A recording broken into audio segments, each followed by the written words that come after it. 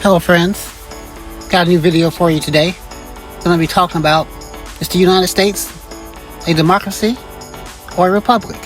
Let's get into it. I mean, they are quite literally trying to dismantle democracy. Our democracy is what is at stake. Protecting our democracy. And the greatest democracy on earth. Our democracy. Our democracy. Our democracy. So the rest of us can continue to live in a democracy. Almost assuredly, you've heard claims from critics on the American left that aspects and outcomes of our political system are undemocratic.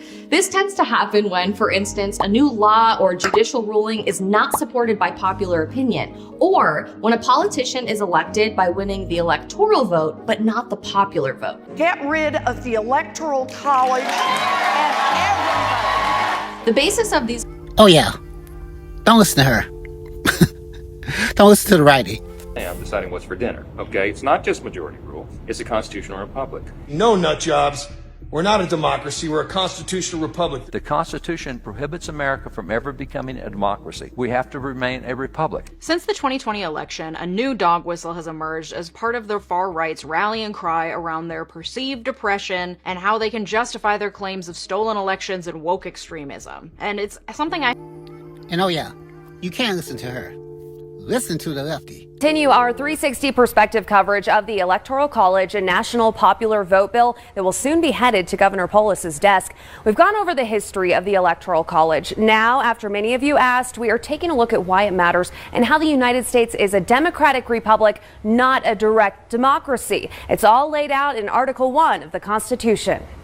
And that's why we're diving in tonight's 360 perspective. Let's start with the basics, a definition of each. According to dictionary.com, a democracy is a government by the people, a form of government in which the supreme power is vested in the people and exercised directly by them or by their elected agents under a free electoral system. And a republic, a state in which the supreme power rests in the body of citizens entitled to vote and is exercised by representatives chosen directly or indirectly by them. To dig deeper, let's take a look at some of the key differences between the two that Kate Broom broke down on ScienceTrends.com. Who's in charge of these governments? In a democracy, the majority is in charge. The minority has no voice. In a republic, the majority is also in charge, but the minority does have a voice. Who rules the government? In a democracy, it's the majority. In a republic, it's a majority with protections provided by the Constitution. When it comes to important elements of the government, a democracy is called the people's system. It has free elections where people decide who to put in office and has free elections where everyone can vote. In a pure or direct democracy, power is exercised directly by the people rather than through representatives. In a republic, the people still vote and have elections. The elected representatives are then expected to exercise the will of the people.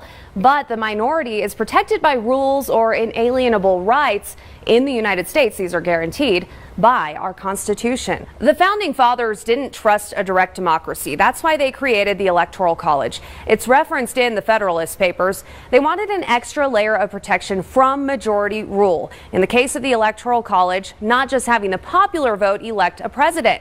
James Madison worried a group of people could grow to more than 50% of the population and would violate the rights of other citizens or harm the nation as a whole. Of our time, if you have Professor a story, Akil Reed Amar. He's a professor of law and political science at Yale University, an expert on constitutional law, and the host of America's Constitution podcast. Professor Amar, good to see you. Thank you for being with us this morning. Help me out here, because you and I have talked, and you know I am no constitutional scholar. So what are we talking about here? What is this Constitution? Are we, what is this argument? Are we both a republic and a democracy? Are we more of a republic than a democracy? Help us out. Yes, it is both. Tastes great, less filling. Two great tastes that taste great together. Our two great parties, of course, have built on these two words. Let's take what we call the Democratic Party or the Democrat Party. It actually began as Jefferson's party. And when Jefferson and James Madison co-founded it, it was alternatingly called the Republican Party, the Democratic Party, the Democratic Republicans, potato. The basic idea is we, the people, are the ultimate sovereigns, and we operate both through direct and indirect mechanisms, through voting and through representative processes, through juries, for example.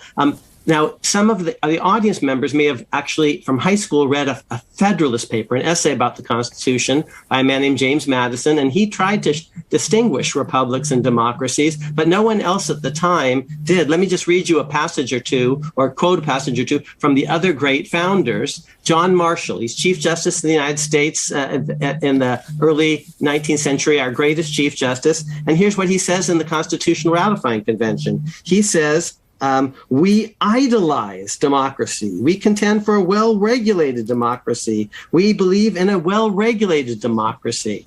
The guy who, his name is James Wilson, he writes the words, "We the people." He's the most prominent lawyer of his time. He's one of six people on the first five people on the Supreme Court.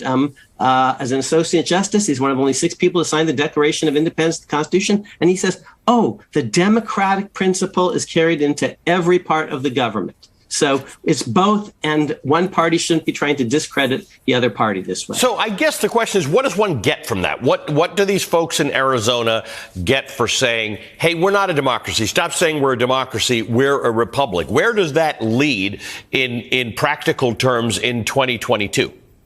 It delegitimates the Democratic, or sometimes they call the Democrat Party. So that's just as a meme, okay, a branding and trademark. It means, don't trust the voters in Arizona. They might vote for Biden, okay?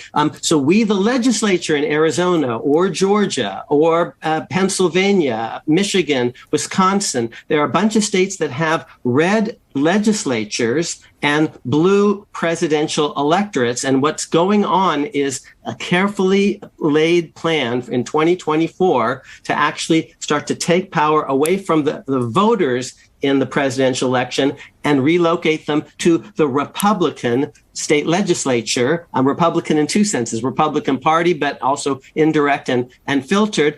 But in a lot of these places, because of gerrymandering and geographic clustering and other things, you've got red state legislatures and blue presidential electorates. And that's what's going on. And part of this works into this whole concept of the independent state legislature theory. The idea that your state legislature is your choice and your representative. And when you elect those legislators, the decisions are up to them.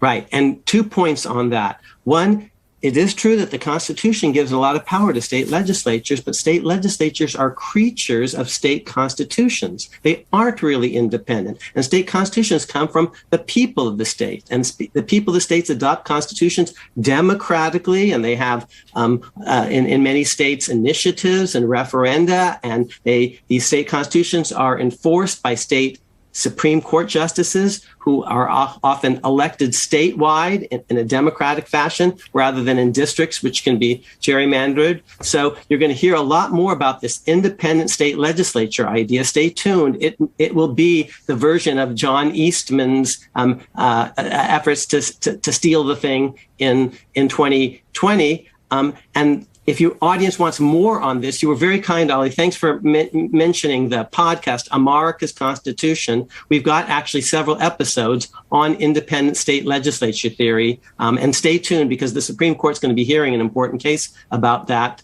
this coming term.